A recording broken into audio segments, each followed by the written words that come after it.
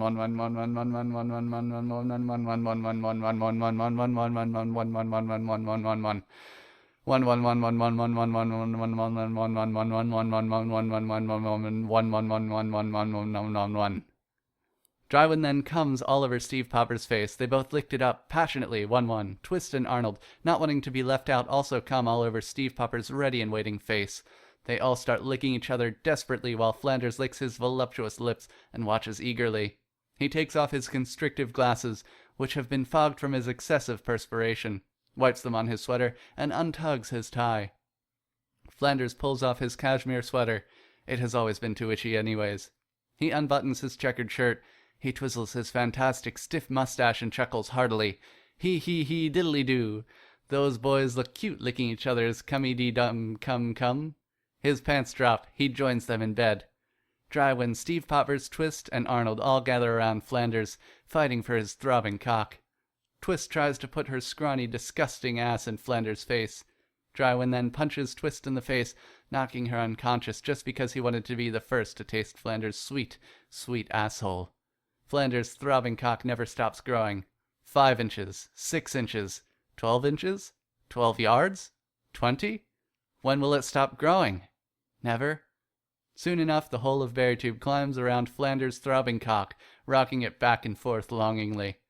He then releases every bit of pent-up repression he's ever held inside himself, spurting over everyone with thousands of gallons of hot, sexy, coffee-flavored jizz. He then shoves Twist's unprepared but eager throat onto his gigantic dick, and she explodes in a wet mess. Still shorter than my shitty fanfic. Keep going. 100-word shipfic. Spike x G1 Spike. Spike flexed at his mirror. "Looking good, Spike," he said, straining slightly. Visions of rarity filled his mind and he sighed. "She'll never love me back."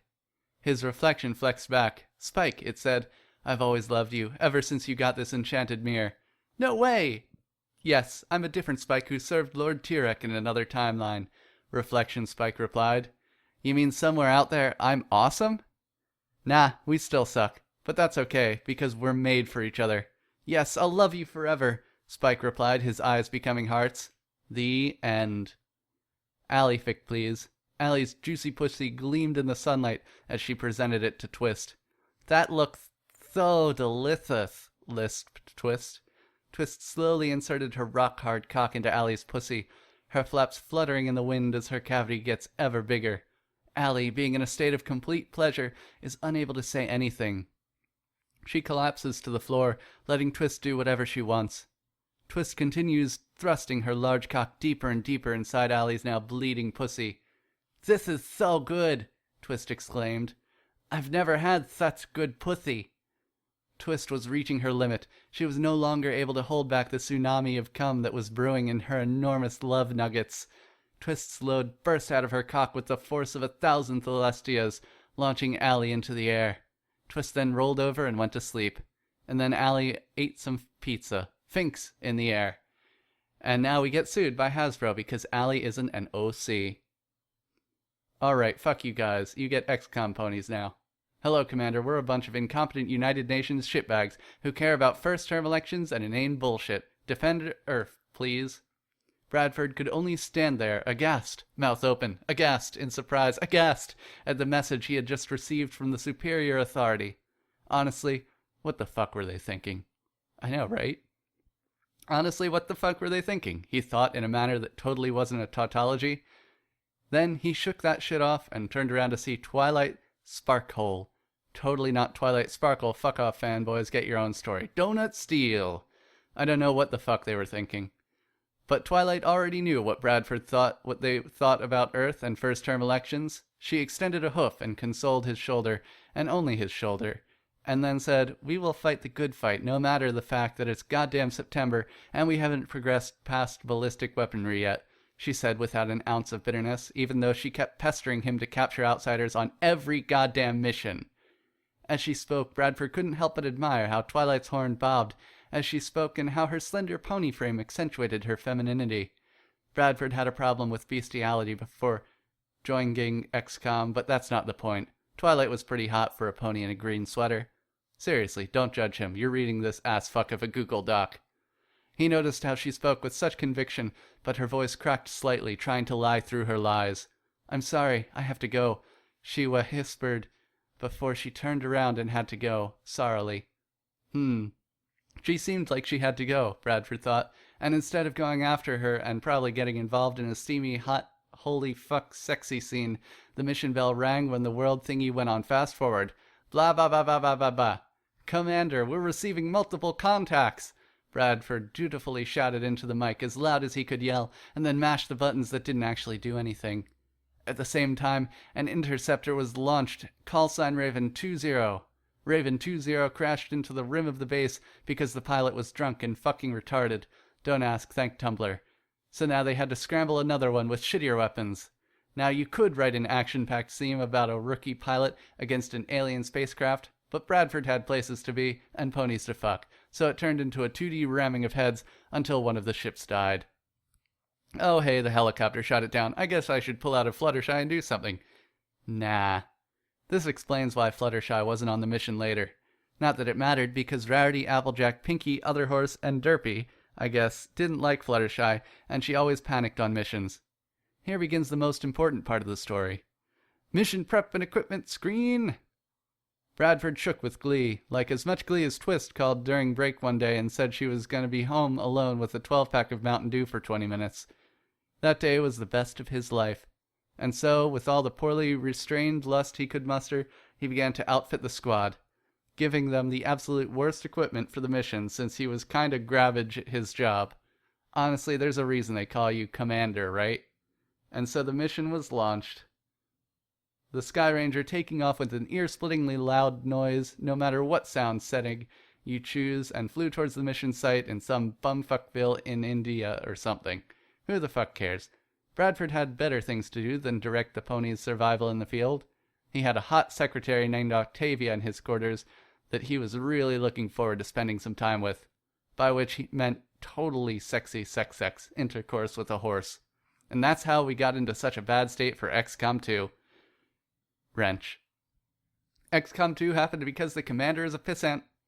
What a disgusting yet swifty horse. Yeah. Why the fuck didn't we just use Berryboard? Kinda surprised there's this many horsefuckers on BT. Really? We're all horsefuckers. Spoiler, the villains from Young Justice are led by Larson. I need an adult. Arrowhead writes a shitfic. Have fun with this garbage, you asshats. Yokoshi, Arrowhead, Applejack, Jackie Chan. Wait, fuck. Yokoshi, Arrowhead. Well, most importantly, he don't want no trouble. Yep, we're going there. Now I just have to figure out how the fuck Jackie Chan and AJ are gonna, Wait a second. Torpedo, Arrowhead, drinking. They're drinking, just drinking. Yep. And Salkud, Schultenheim, Reinbach the Third is trying to stop them. It begins. Applejack raced towards the unsuspecting apple tree, letting out a tremendous buck that forced the tree to loose its apples into her baskets. Jackie Chan watched the mare going about her daily chores, unsure of what to do.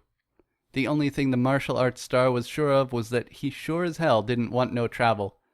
Ain't y'all gonna help? Applejack asked, wiping away the sweat beading upon her brow. I don't want no trouble, Jackie Chan said, completely in character. When we gonna get to the drinking, yo? We need us a heap of apples to make some proper cider. This go a countryism lot faster if you'd come along and help. I don't want no tribbles, Jackie Chan said, roundhouse kicking away another furry pest. Alright then. Applejack ceded.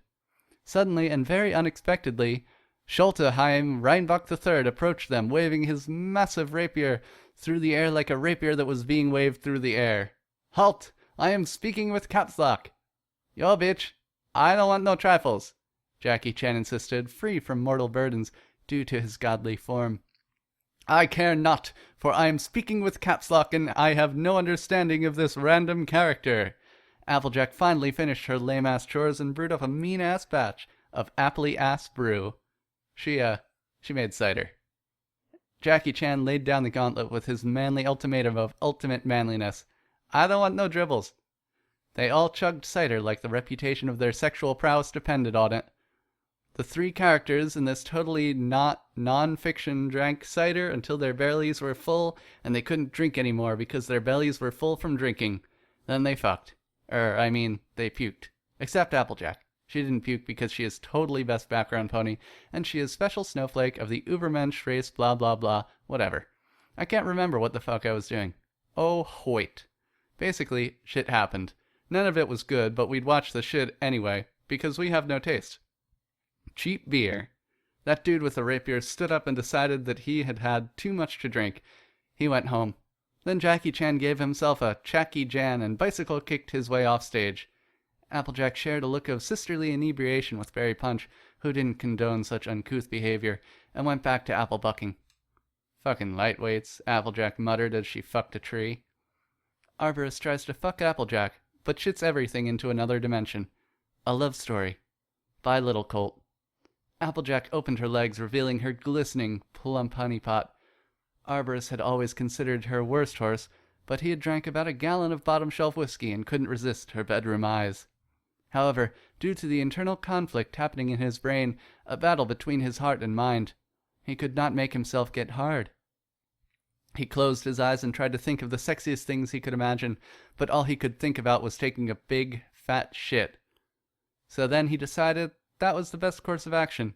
With lightning speed for a drunken asshole, he turned and sprayed his sloppy ass load all over Applejack. It was the most disgusting thing that had ever happened to her. However, unknown to both of them, Twist was lurking in the shadows, ready to strike. She was so turned on by the whole thing she leapt right in, rolling around all over the place and swinging her big filly cock to and fro. Then a portal opened and sucked them all into another dimension, and they were never heard from again. The end. I'm not paying for that commissioned story. Q not. 5 of Horse Needs More or Arnold. Cocks. Too drunk to catch up. Tom's Arnold multicock butts. Arnold totes fucked all the shit with his suddenly and fantastically erect multicock and got all the bitch, because bitches love cocks.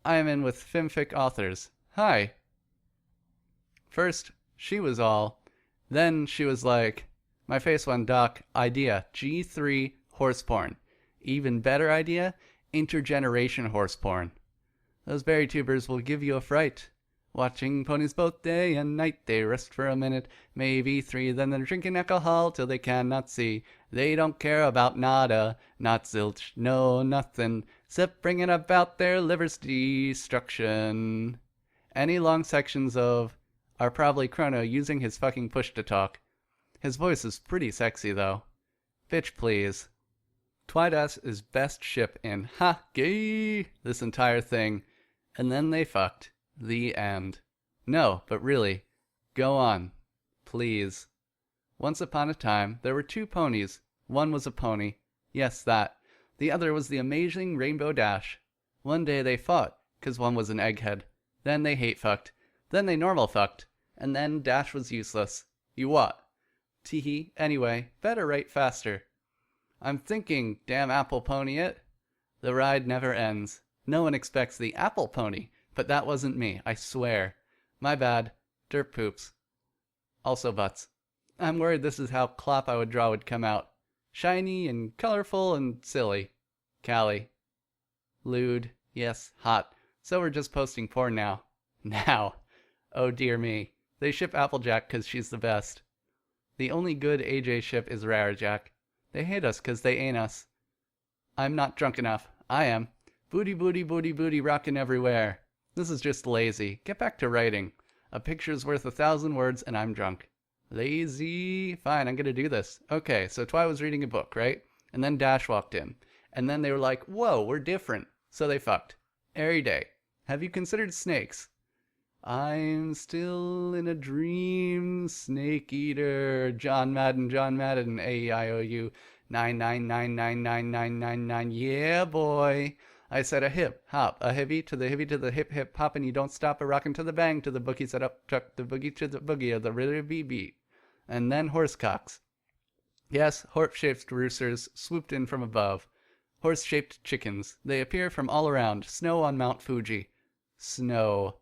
That's not Digi. That's the sun. I did so much cocaine last night. Oh my, that's a big, delicious-looking cock. Also, fuck you, Spike. Soon enough, Tabby smirked, and into her own afflection she stared. Holy shit, I live, you stupid cunts. I love stupid sexy cunts too. Wait, rape? Nothing like roofies. Get out, Cosby. Got some puddin' pops? Let's talk this over a strong drink. Jello shots, said Cena, lustfully. He puts the pudding in the zippity pop and the girl goes zippity zop zop op. Some days you walk through the rain, some days you feed on a tree frog. It's ordeal, the trial to survive, for the day we see new light. I give my life, not for honor, but for you. In my time there'll be no one else. Crime, it's the way I fly to you. I'm still in a dream, snake eater.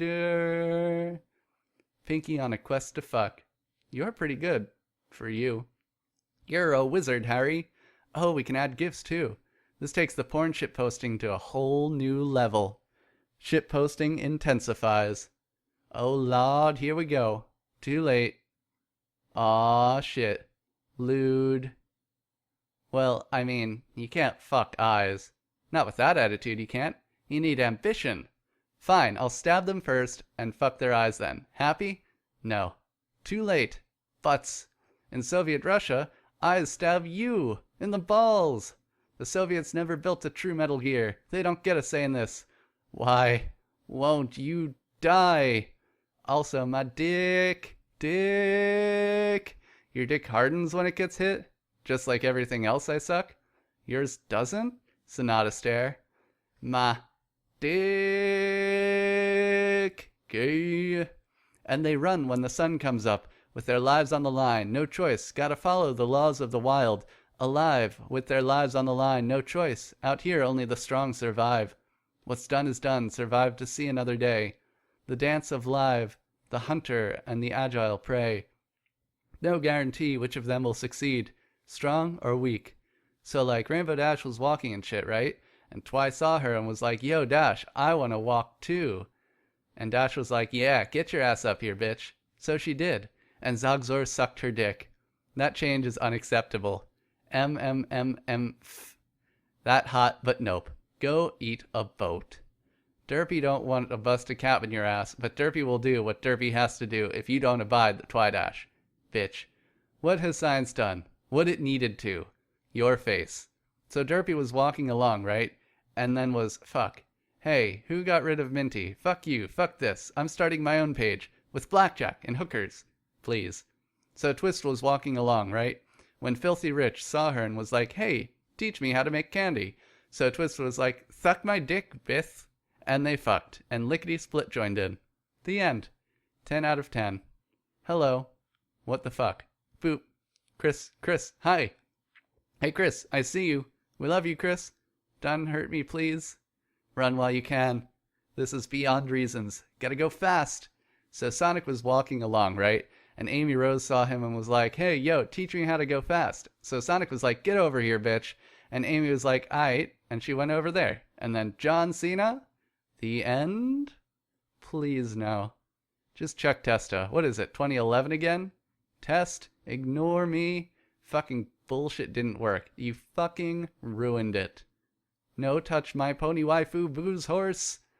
It's time for your weekly bath, Celestia said with deep, incestuous passion.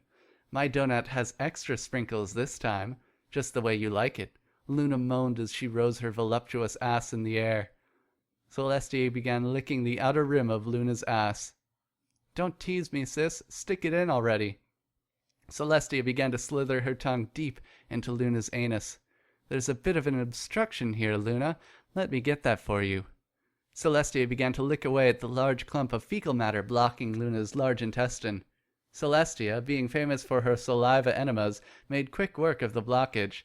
I'm almost done, Luna, Celestia said, gurgling the bits of shit in her mouth. No, keep going. We doth feel amazing. Luna's pleasure has peaked, now using her royal Canterlot voice uncontrollably. Celestia gave one final push with her tongue before retreating back into Equestria.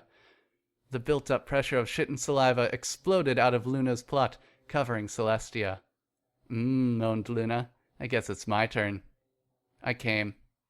Fluttershy nuzzled ever closer to Dashi, because they are OTP. Dashi wrapped her hoof around her to embrace. They hugged for what seemed like forever. It was cute. The end. Pinky could hold back no more. Rainbow Dash looked too delicious. With Pinky's venom paralyzing Dashi with her first bite, Pinky began to eat Rainbow Dash alive. Twist, seeing this happen, started masturbating, as this was her fetish. Arnold stared into the distance in shock of what was happening, unable to say his catchphrase, but wishing it were true. Twist, no longer satiated with her own foods, forced herself on Arnold. With Arnold's now rock-hard cock inside Twist, the race was on. Could Twist come before Pinky finished eating Dashi? Find out next time on the next episode of Dragon Ball Z! Having lost a bet to Applejack, Dashi hung himself while wearing one of Apple Bloom's bows that went in with the wrong colors of the wash. He later defecated all over the ground. Luckily, Lickety Split was there to eat it up and save what little dignity Dashi had left. Jesus is here to save the story. Blue. I approve of cute Dashi in Virotech. Ain't no bitches can see me, pound, Chris. Jesus held on to Dashi tight as she questioned his morals. Why do I want to come inside this beautiful creature? Unable to hold back any longer, Jesus used his magic powers to paralyze Rainbow Dash. Jesus, having much practice, was well hung. His cock quickly became hard as it tore through his robe. Dashi, unable to do anything, cried tears. Delicious, salty tears that Jesus licked up. Jesus cast a spell on his cock, making it bigger than Jesus, and forced it into Dashi's tight, pony pussy. Jesus' load shot inside Dash so hard it came out of her mouth. Raptured! Jesus yelled out loud, proud of his achievement. Jesus then went to hell, and Dashi became a god because of Jesus' magic semen, and married. The end. No, stop, please, Loy. Stop this right now, please. Keep going. No brakes on the Dash rape train. Thanks, Jesus. Blue. Jesus thought to himself lustfully while burning in hell, I can't get any worse than this. I might as well have me some of that sweet, delicious, wet twilight pussy. But first, I'ma have some unsanctioned fun. Jesus began to tie an unconscious yet obviously begging Twilight to the cross. Maybe this experience is what fucked me up, Jesus pondered to himself. With an overwhelming desire to make this authentic for Twilight, as Jesus knows how particular she is, he began to hammer long, sharp, sexy, shitty spikes into her front legs. Oh, your pussy is already juicing excessively. Let me have a little taste. Jesus began to eat Twilight out vigorously, like Sonata eats tacos. Oh, I better not get too distracted, said Jesus. Jesus placed a crown of thorns on Twilight's ready and willing head. With the ritual now complete, Jesus awoke the expectant Twilight. Nice work, Jesus, though the cross is a little shabby, quipped the now crucified Twilight. I'm getting bored. Someone else can finish this one. Blue is drunk enough to carry on. Jesus got distracted as Luna came running in. Jesus! Jesus! I need your help! What is it, Princess? Asked Jesus, with a boner growing in his pants. We can't find Twilight. She's been missing for like 12 minutes and we have a load of problems. Come here, said Jesus, giving her a hug. Would you like to get on the cross with Twilight?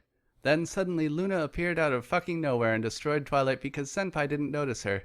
Oh shit, I have to go do things. Someone else carry on the Jesus Twi-Luna ship fic. Nay. Pone. Waifu Stealer. Venus. Team Shitlord upon scoring a goal in Rockets. Rorschach's Journal, September 19th, 2015. The Berrytuber carcass in alley this morning. Empty booze bottle on burst stomach. This tube is afraid of me. I have seen its true face. The streets are extended gutters, and the gutters are full of booze, and when the drains finally bubble over, all the ponies will drown. The accumulated filth of all their sex and spoilers will foam up about their waists, and all the horses and modbins will look up and shout, Larson! And I'll look down and whisper, No. What are you doing, anonymous kangaroo? Squinty Jack. I'm a kangaroo? Yes, you are. An anonymous one. I'm just bouncing round, anonymously. I ain't Nani now, mate. Oh, hi, poo shite. Who are you, Mr. Kangi? Or is it a secret? Six or five is anath, but I don't know what the fuck I'm doing, lol. And on the third day, Cade said, Oh god, what the hell have I done? And it was too late. The tube was out of control and had become based, sentient. And then they all fucked. GG, GF. Then John Cena walked in and literally came inside RD. Or something.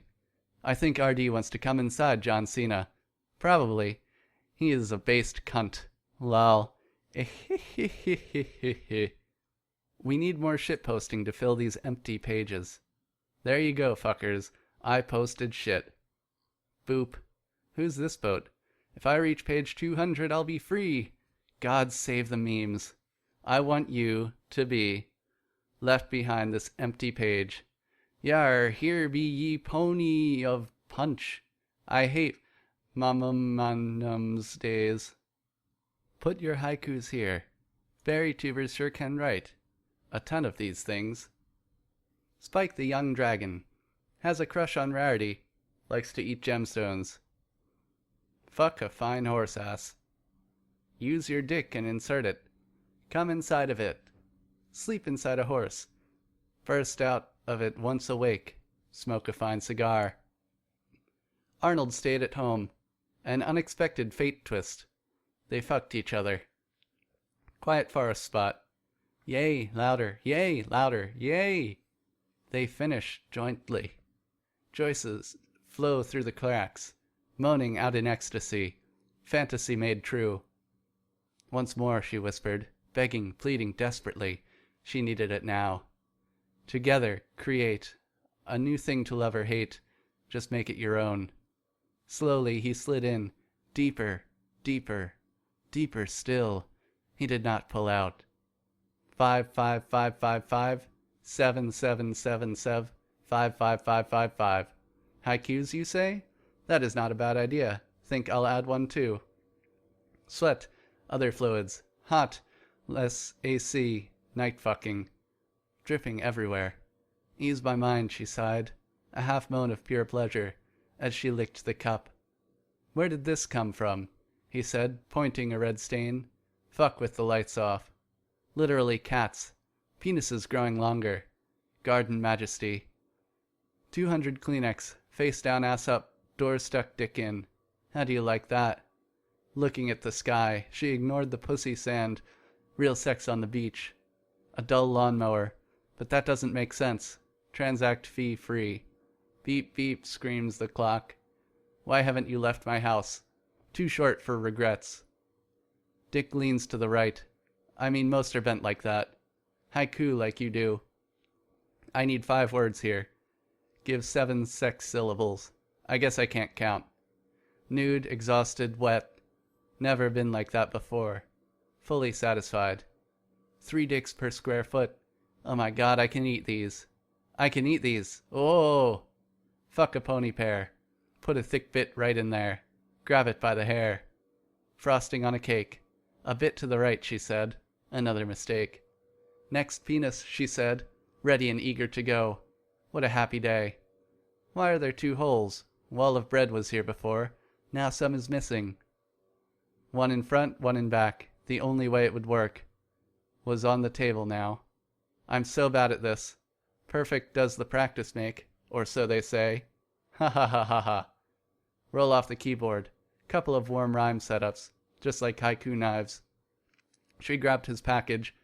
Drunk as a fish trapped in beer. No complaining here. So many haikus. Finally got to the end. Fuck, it keeps going. Internet high five. Missed due to Comcast lag out. It's the thought that counts. I guess we can fuck. Boobs freely given starts it. Welcome to the tube. I'm not racist, but... Wait, no, what I meant to say. Everybody's cool. Sean, Sean, Sean, Sean, Sean. Sean, Sean, Sean, Sean, Sean, Sean, Sean. Sean, Sean, Sean, Sean, Sean. AJ with farm sweat, running down her mane and coat, still in the background. Twilight a bit drunk, stumbling through a pile of books. Cannot find one. Flutters didn't need encouragement anymore. She had found booze. Rare, they both shouted. She was bleeding on the couch. Fashion, she whispered. Pinky's pink as pink. Cannot get pinker than that. Even if you try. Rainbows, colorful. Taste of Skittles everywhere. Lick the rainbow, yeah. Taking a break now. Scream me when you want to go. I'll be somewhere else. How did we get here? Alcohol plus my keyboard. Yeah, I'm surprised too. Poor life decisions make the greatest stories, if they're remembered. Wow, my organs hurt. Must be sobering up now. Need another drink. Just shake it off, though, Sunset Shimmer says to me. What am I shaking? Let me touch your face, Salcode posted in chat. Body is ready. Rainbow Rock's on now. I'd like to Rick Rainbow's rocks. Rock her all night long. An orgasm chorus, pony music in the air. Simultaneous. Everyone drinking. Beer before liquor? Fuck it. Vomit washes out. When the time is late, remember to hail hydrate. And avoid your fate. Keyboard says hello. Sometimes also says goodbye. Really proud of this one, Terry. This is in between. Hey, I liked that one. Rare confessed to Fluttershy. After the threesome. Friends with benefits. Sonata and 2 good friends. It's Taco Tuesday. Trixie so wants this. Ursa Major gets her off. Great and powerful. Penis penis vag. This space intentionally. Filled with shit haiku. Wonder what happens if Shining Armor caught Twy fucking the Royal Guards. Need to be adult. Read a motherfucking book. Does femfiction count? That hurts, she yipped, unprepared for that feeling, but it was so hot. Fluttershy exclaimed, Faster, faster, Rainbow Dash. Win this goddamn race. We need a catchphrase. Yeah, I'm thinking 1 word. Bam. Just like Emerald. Lots of things down here. There are also a few up. Many, many things. Someone has to pay, but it won't be the sirens. They always eat free. Rebecca Shoykett. Like I told you, none taken. I'm hard to offend. Diamond Tiara, Silver Spoon, Eiffel Tower.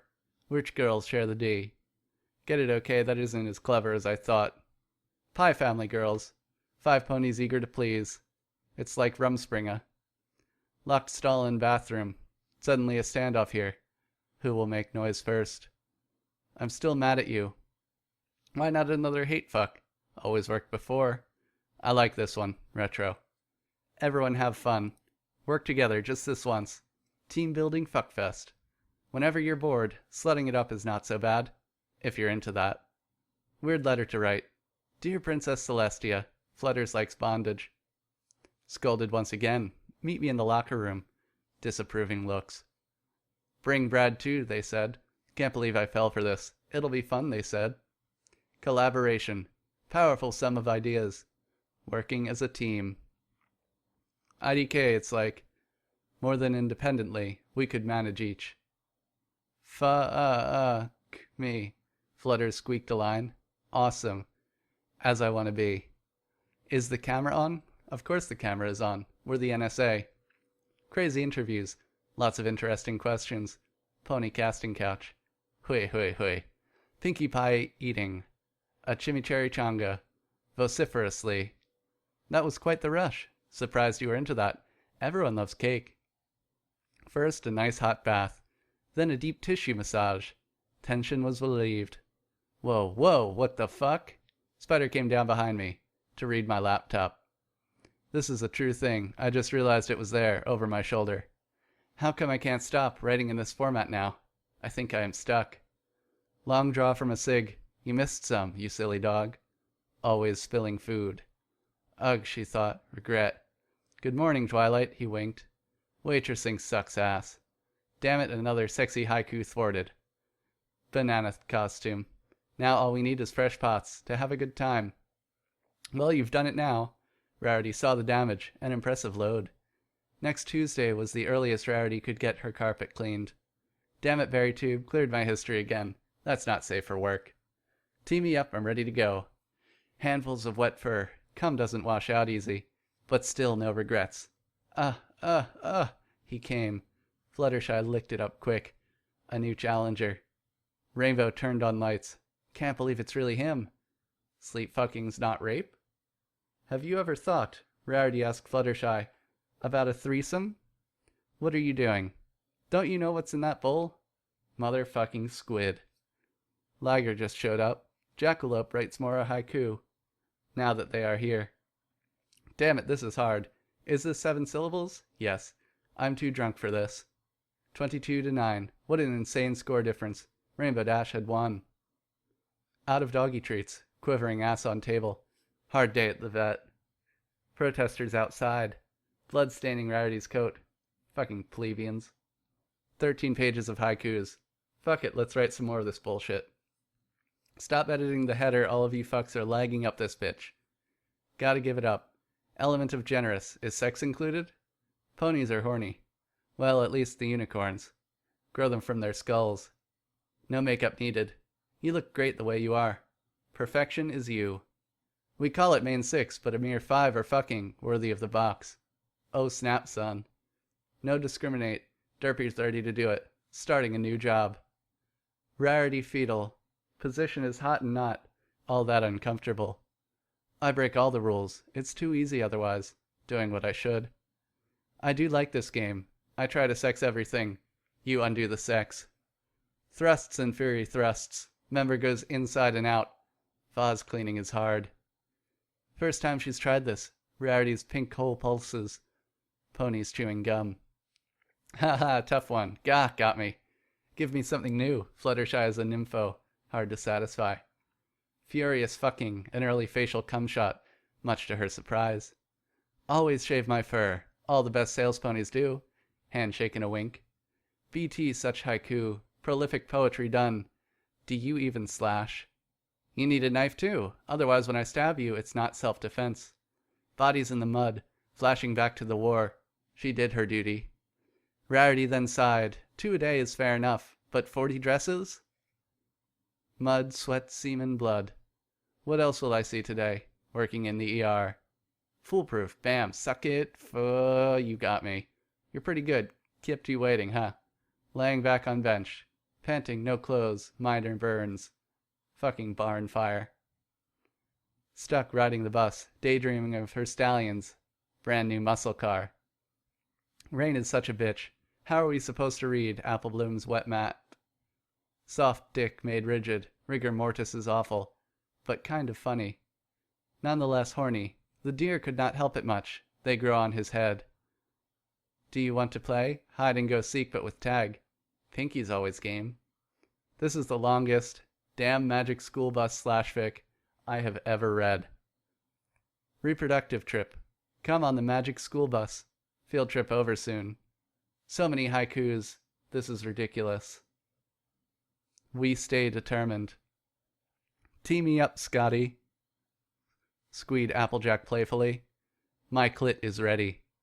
A couple of drinks? Have you met the Berrytube? Pshh. It's still a wonder. So many wonders. Flutters. Gets off with Earthpone. Hide sex in the hotel. But we shouldn't overlook. Celestia sees. Luna is the best. There is no denying it. My love for her grows. Snow on Mount Fuji. My sleeve is made wet with cum. Hand it to myself. Opening the box. Moon Princess orgasms hard. Brand new Ness. Ah, foiled again. PC Master Race. I even helped make this one worse. Lol, there. 365 is 73 divided by 2. Is this a haiku?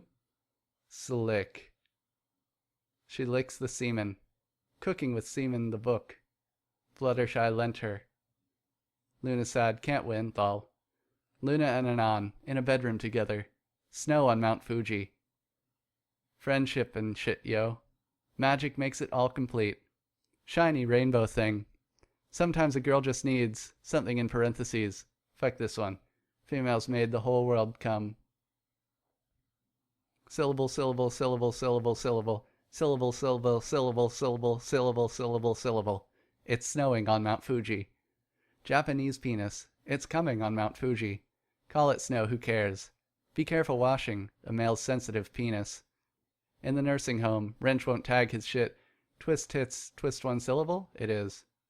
Fuck it if I know that. The haiku is done, damn it. We're not clever. But we are a bunch of drunks. What do you expect? Mediocrity. I guess this is the answer to failing my dreams. Sometimes when I sneeze, it comes out like whale cum. Well, what can you do? More, wake up on the floor. Hit the tube with another. Oh, look at the time. What the fucking hell? Fluttershy's best pony. Sorry, not sorry. Absolutely stuff. Build-A-Bear ponies to brim. Shove children aside. Moment of weakness. Do you think we went too far? Take another drink. Woo, pregnancy scare. Always double up on condoms. Ever since that day. Killer question ask. Does this dress make me look fat? Yes, absolutely. Stand on all four hooves. Try not to become extinct. Walk the dinosaur. Suddenly, discord. Tree hugger Sean in a bed. Emotionless sex. Giants in the sky. Sometimes if you look real close, magnifying glass. Now that we're all here, we can begin to eat food. It's the Last Supper. Giants in the sky. Sometimes if you look real close, magnifying glass. Now that we're all here, we can begin to eat food. It's the Last Supper. Hey, please, cut it out. The unwanted child inside. Blood of two horses. Applejack's rope trick. Tie all your hooves together. No brakes on this train. She's getting away. Ponies chasing after her. Thieving in the night. Never seen that move. Fluttershy exclaimed at once. New massage technique. Face down, ass up. That's the way you burn calories. If you're stretching hard. Alt ends. Stretch those glutes. Flitter. Terrible muffins. Derpy sighed, disappointed. Never here again. When the dragon asks, do you want to be on top? It's King of the Horde. Spandex on pony. Superhero costume day. Gotta play the part. Gods, I need to eat. I'm going to make bacon. Deliciousness now. I guess I should stop. Making everything haiku. Steve Poppers says stop. Figuratively, I know I should not stop this. Literally, though. I don't write haiku. However, comma, not true. Sometimes when I drink. Wrench loves pizza too. Showering with slice in hand. That is how we do. Spray paint on a wall. Glitter and we're wearing skirts. What the fuck happened? Does there even need to be any reason here? Have another beer. Does there even need to be any other reason here? Have another beer. Yes, agreeable. Put down your deposit bills. Mama needs her cash. What is this shit fic? The best part is at the end. At 575. Tattoos are awesome, except when you get them drunk, and they're on your butt. Not sure if I can... What is the age of consent in Equestria? Special talent find. Something with a dick in it. Possible hooker? Holy fucking shit, Sweetie Belle just found a man who will give the talk. Applejack is gone. Sweetie and Scoot's alone now. Commence shitposting. Incompetence here. I don't know how to kick trees. Can AJ show me? Have you seen this shit? Flutter's just licked a bear. What drugs is she on? Luna is mentor, teaching Twilight how to fly. So fucking mature. Scootaloo just found out about alcohol too. A mom's biggest fear. Baby batter here, perfect for miniature cupcakes and the like. Dash was surprised by an unannounced wingboater. Fluttershy is shipped. Spitfire's day off, still too busy to relax. Men don't clean the house. Talk like a pirate? Filter does most of the work. Throwing this back to you. 2 times sexier. Rainbow has 2 G-spots, but doubt you would know that. Daring Do is cool, but what about the time she had sex in a fire? Watching ponies stuck in a revolving door. That is my fetish. Horse hockey, she said. Obviously cheating, too. Use those huge wings here. Damn it, Applebloom, it's an easy feat, said she, licorice and sheets. Flutters in her bitch, eager now to scratch an itch, has a lot to say. Slowly turned the page, must use Clopfix carefully, extend the goodness. Bought cheap plane ticket. This is kinda like Hostel. Lost in Amsterdam. I'm not really sure, but I have a dead tortoise. 5% cooler? Toasty emote flap. We know how upset you are. Reality boils. Lemons in the rain, why are your wings stiff right now? Because it's cold, right? So-called clouds dying. Water bleeding from the sky. Dystopia now. 100 inches. How is this all possible? Monsoon every day. Out at night again, snowblind made a huge mistake. Scary things outside. Vinyl and Tavi, sexual violins play. The hottest clop tunes. Anniversary. Drink, pass out, drink. Fuck faking the fun. Eating delicious, rarity buttholes at lunch. Powdered donuts here.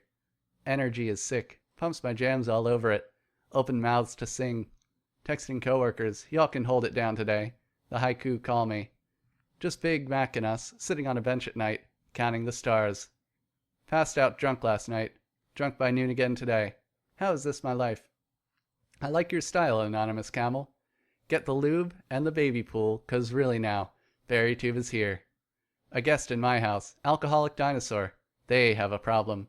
Have you met my sis? Maud likes to party down and suck cock like a pro. Tuesday tease, she said. Silly girl, get out of bed. Tacos, sleepyhead. Tuesday tease, she said. I'll bring the Earl Grey if you bring the scones and jam. The best night ever. Not talking about gala. Taco Tuesday, though. Dropped a tray of cake. You want none of the cakes now. Floor cake is just gross. Hey you, over there. Bring that bottle over here.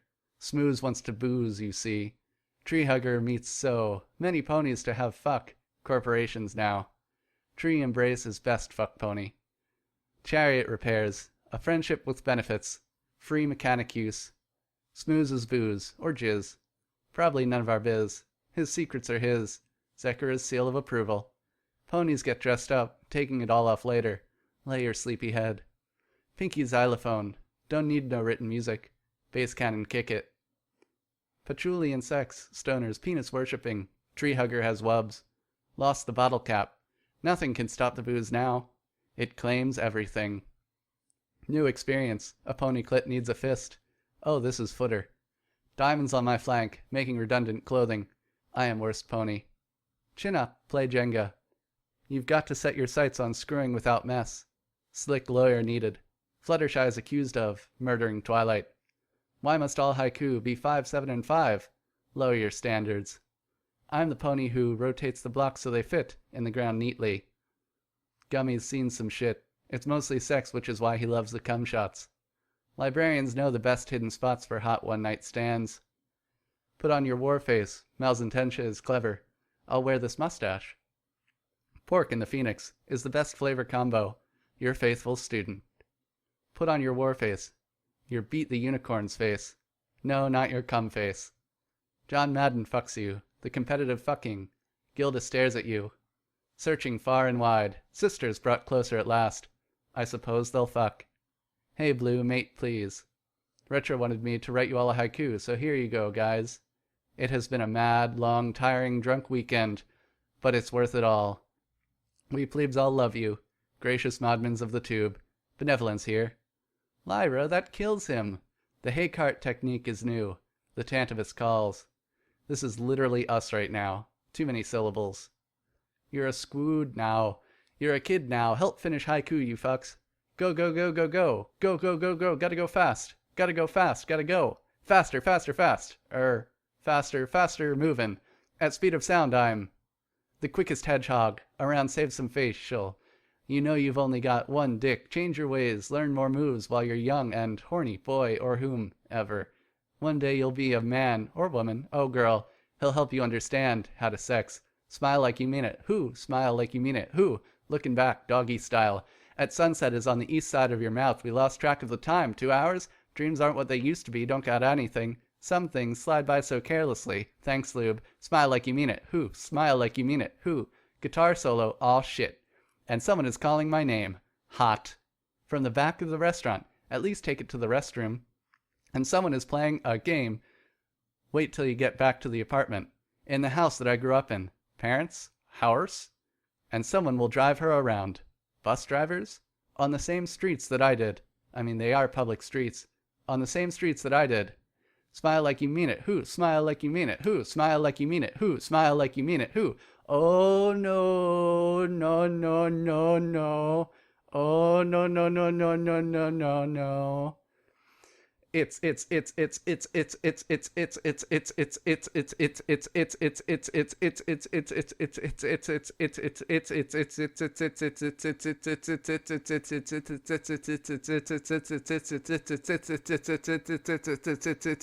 John Madden. It's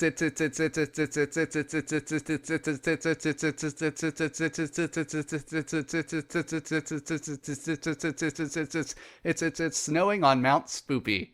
Oh, y'all bitches aren't even trying at this point, said Blue Shift lustfully. He slowly ran his tongue across the edge of Chris's ear and softly whispered, Welcome to my team, Shitty Spike.